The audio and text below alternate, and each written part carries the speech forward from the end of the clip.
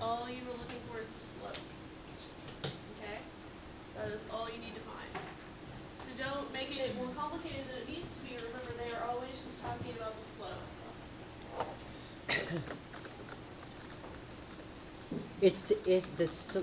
Okay, I want to make sure I got it right. The slope is the 2 points in the straight line. You're looking for the slope of the straight line between 2 points. So you just draw a straight line between 2 points and you're looking for the slope of that line. Usually second number, y2 or x2 is actually the higher number, right? Usually, it depends on if the line's rising or falling. And unless it's negative, it doesn't. Yeah, x2 would usually be the higher number, because you're usually going from, working backwards on the x. It really doesn't matter though, but traditionally that's how they'll do it.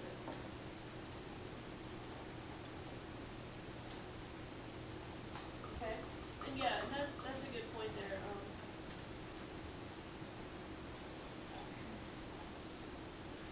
X2 is usually the first x value. Doesn't have to be, but that's usually what they'll do. X2 would be the second x value.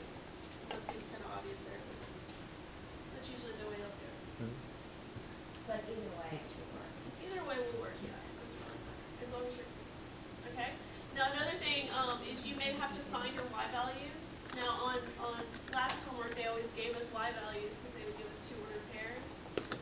Here you may need to find your own y values by plugging in those x's into an equation. So they may just give you an equation for the y, and you'll have to plug in the x values to get your y values.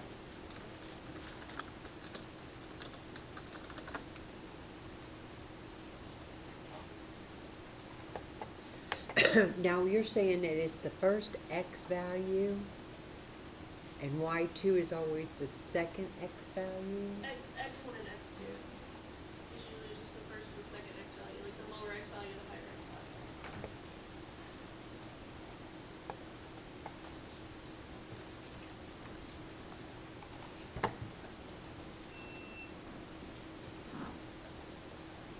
But that little formula, the y2 minus y1, x2 minus x1 is always the m to solve that. Is that correct?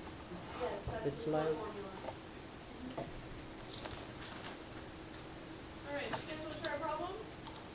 This? Yes. Number one? Number one.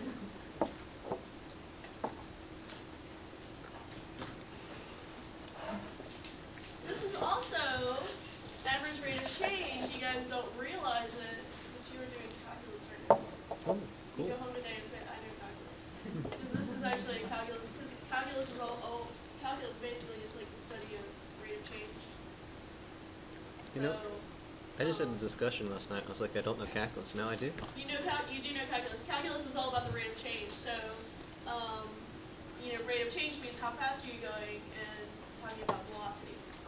In here, I thought calculus was gonna be really hard because my daughter's gonna take calc. Yeah. No, it gets harder than this. This is like one of the first things you would Yeah. do. But you go from, in calculus, you go from talking about the average rate of change over a period of time to talking about the rate of change just at one particular time. She's at multiple times, like multiple places. I don't know. In her calculus. I'd have to look at it, yeah. But it's all about rate of change. Like you go from average rate of change, and they call it the derivative. The derivative is like the rate of change or the velocity at one particular time. So this is a little bit of calculus. If you guys are going to take calculus. Okay, function y equals x squared. Okay, between x equals 6 and x equals 10. Okay, now what is going on here? You guys don't really need to draw the graph here, so just ignore this or just watch this for a second. The graph of this would be a parabola. It's like a U shape. And then you would have like x equals 6 somewhere, x equals 10 somewhere. Probably need to move that over so it's on the graph. Okay, and what we're looking at is I want to look at the points on this curve where x equals 6 and x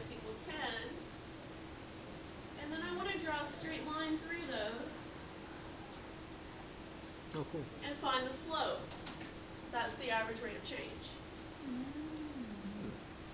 Okay? Because I can't figure out how this is changing over that whole time because it's not a straight line. Okay, but I can draw a straight line and just find the slope of that straight line and call it the average. This is intriguing. Okay? So what I need to do is I need to find these 2 points where x is 6 and x is 10. And then I need to find the slope between those 2 points. Now, why did I leave the y values blank? Because we don't know them, but how can we find them? Squaring x. Right. They give me y equals x squared. So to find the y values, I just need to take those x values and square them. Because that's what the equation tells me to do. So when y equals 6, or x equals 6, my y value would be 6 squared is 36. 36. Okay? And then when x equals 10, my y value would be 10 squared, which is 100. 100. Now, how do you actually work that out, though? Well, I that's mean, what we're going to do.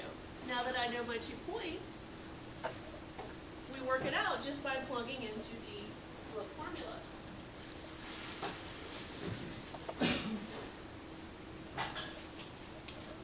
Okay, so my slope is y2 minus y1 over x2 minus x1.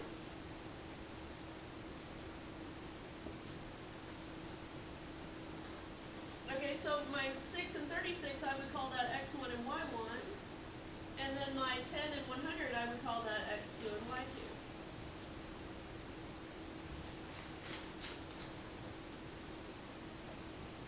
Okay, and I just want to plug these in.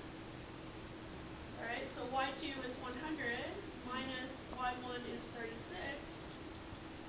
over x2 is 10 minus x1 is 6.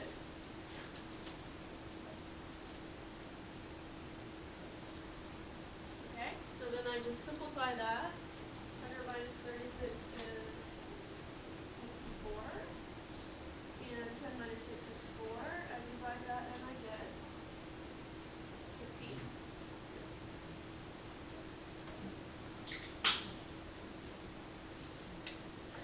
Okay, now it doesn't have to be a whole number, it can be a fraction. If it is a fraction, just make sure you put it in Lewis terms and no mixed numbers. Okay. Sometimes they usually work out to a whole number, sometimes they don't. There's really no okay, now, if you difference. have a 1 and you square that, it's still 1. So it would be then 1, 1? Uh-huh. That's actually kind of neat. What? That's actually kind of neat. It's calculus. I just did calculus. Okay, That's a real good moment there. Kind of easy calculus. But still, it's a feel good moment. Don't pop Yeah. our bubble. so really, okay, why are you just using the 100 and the 10? We're finding, No, I used all 4 points. I used the 100, the 36, the 10, and the 6. See, the equation is x squared. So Oh, in order to okay. So I find y, square the 6 and the 10, and I get 36 and 100 for my y values. okay, so then you take them. Okay, so it's,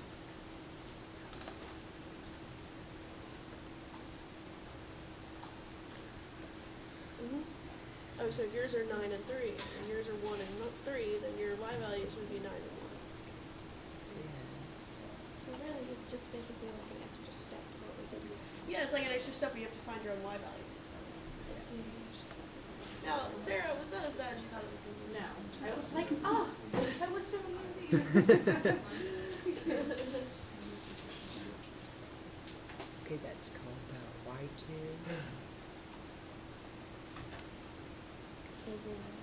Alright, so try a couple more of these if that was easy. So let's try like 2 2 or 3 or, Yeah. you know, whatever. If you got number 1.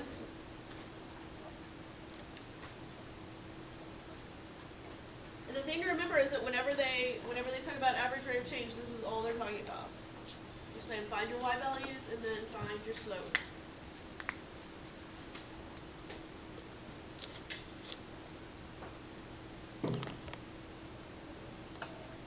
Now I'm going to close this for a second because I want to look for the problem.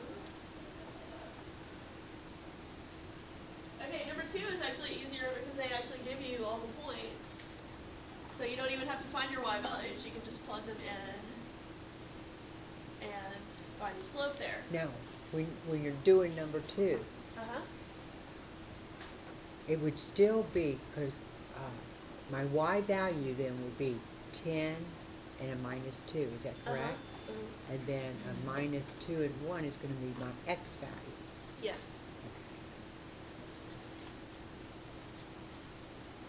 Now, is there a problem that talks about 3 is the same, it's just a different equation. 4 is the same, it's just a different equation. This is making me happy. Different equation. And that's it. That's it? That's it. There's not very many problems about this. I was looking for, there's one problem that's kind of weird, but I think I deleted that one.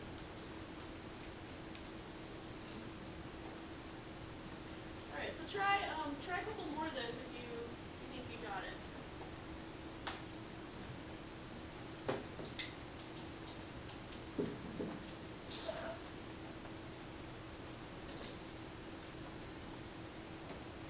Now, if you wanted to do the rise and the run, you said you could use the rise and the run? No, you are no. can't Don't do do it that on here. that. You can, but I want to know how to do it. you just count. Okay, You just count until you hit the horizontal spot, I would and then you start- count over. You start here, and you count down to here, and then over to here. okay, so how do you know where to start on the rise and the run? You start on the left and go to the right. From left to right. Mhm.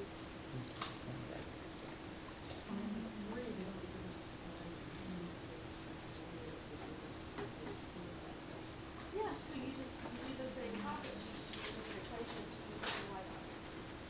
So instead of squaring x, you just multiply it.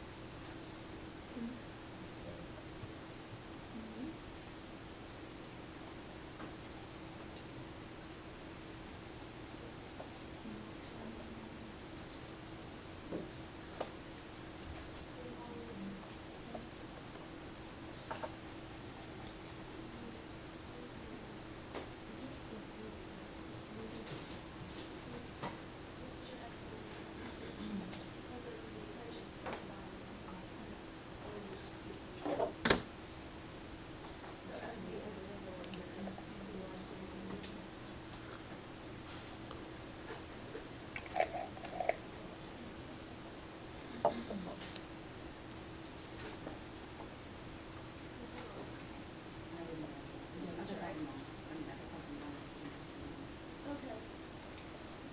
This is the same method. 12 you have to divide 12 divided by 2 is 1. It's about the same thing.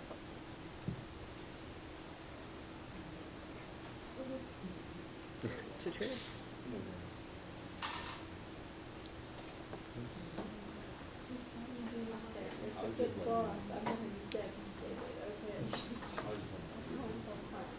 Okay, this is what it came up with, but if I count down, it's 15. Now be careful here because it's 13 minus negative 2. Because you've just got to subtract the negative 2 here, so it's really like 13 plus 2. Oh, No, just put a negative in there. Minus negative 2. It's negative 2, not positive 2. do that way. Uh-huh. Okay, let me write that down. Because you got to do 13 minus negative 2. It's gonna be, Because it's y2 minus y1. okay, so it's minus 2, 13. You guys doing 13? That's my first one. This On your one right. is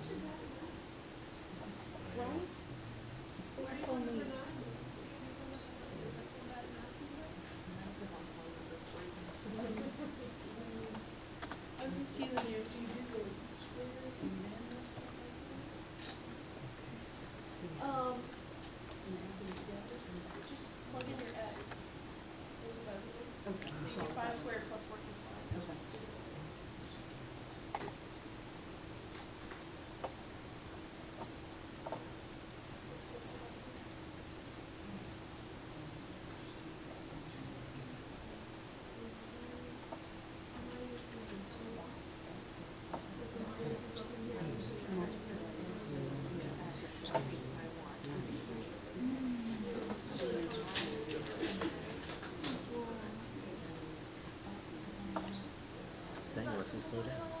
Huh? I said, dang, Leslie, slow down. Oh. Well, I was gonna say, do something like, 'cause I don't know more to eat.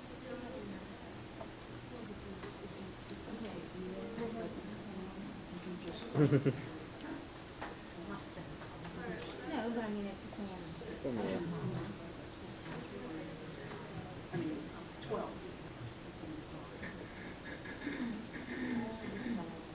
Yeah. Because it's zeros, I mean, I wouldn't be able to do it to zeros.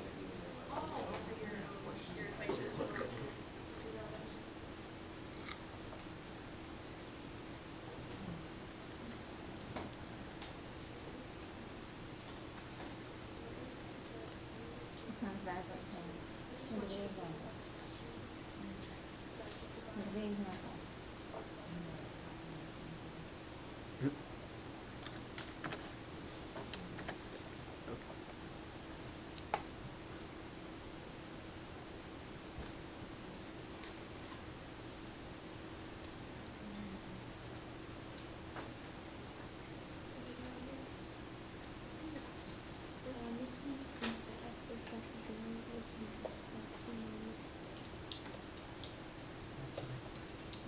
Look, it's got 1 and 2. Well, no, you don't square it because it doesn't tell you to square it. It tells you to multiply by 5. So you do 5 times 0. Yours is 9 times 0.